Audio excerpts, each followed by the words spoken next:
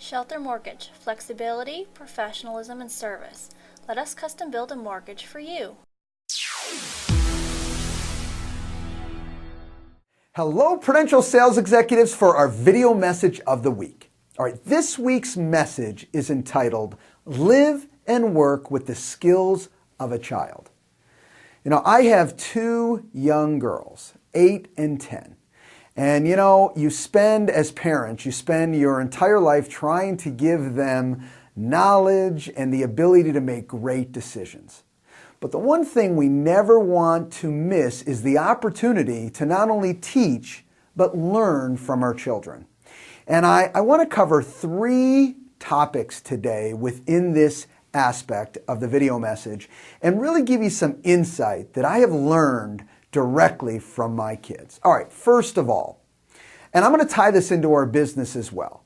The first aspect that I want to cover is their ability to be unstoppable based on the intent of what they're trying to accomplish.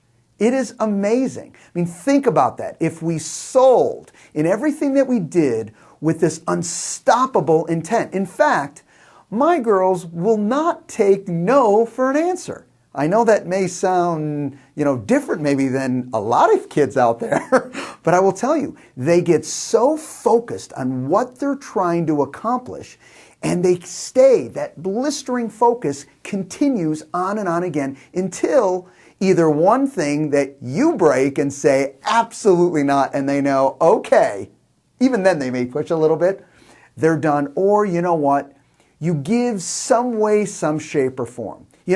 It's easy for us that when we talk to someone as adults and they say no, we're like, okay, it means no. No means no. And the reality of it is no can mean a lot of things. It may mean I don't fully understand. I'm not sure today. I really don't have it clear in my mind. Whatever the case may be is that don't give up. Have that childlike focus and intent and continue many times moving forward. Sometimes shifting your direction one way or the other, maybe shift the question, come from a different angle as kids do, but they're always staying focused on that intent of what they're trying to accomplish. All right, number 2, have fun at all costs. I have to tell you something, I get to work on the math aspects of schoolwork with my children. And you say to yourself, well, we've got to get it done. This is not just fun time, it's homework time. And the reality of it is my kids don't feel that way. Everything seems to be based on this idea of fun.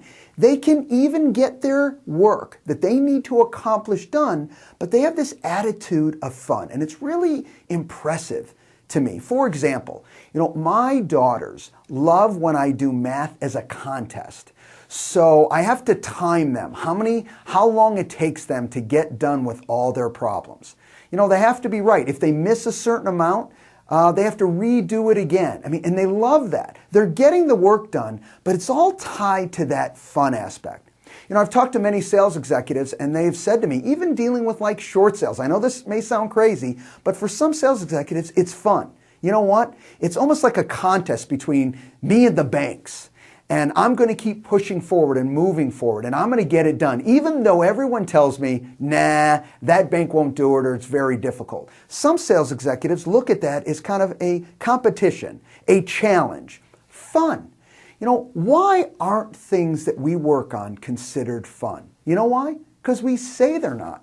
Why can't they all be more fun? I get it. I know there's some things that are tough and maybe that we wouldn't want to put in the fun category, but how powerful, like our kids do. They put things that, homework, you got to get your work done. This is schoolwork. This isn't fun time. You want to know something? I've learned from my kids how they blend must get done stuff into fun work. Very powerful. And last but not least today is I've learned this from my kids. Chocolate solves all problems. Yeah, isn't that amazing? No matter what's going on in their lives, chocolate can solve the issue. How simple is that? Well, my question to you is, what is your chocolate? What is that thing that releases all your pressure, all your frustrations, gives you that little bit needed break? If it's chocolate, Good for you, because it certainly works for my girls. All right? But maybe it is. Maybe it's that break, that trip. Maybe it's that run. Maybe it's that bike ride. Whatever that is for you, you need to know what your chocolate is. What is that thing that just makes you go, you know, all of us, every single day, in a weird way, deal with the same types of challenges, same types of issues, even though we might label them as different.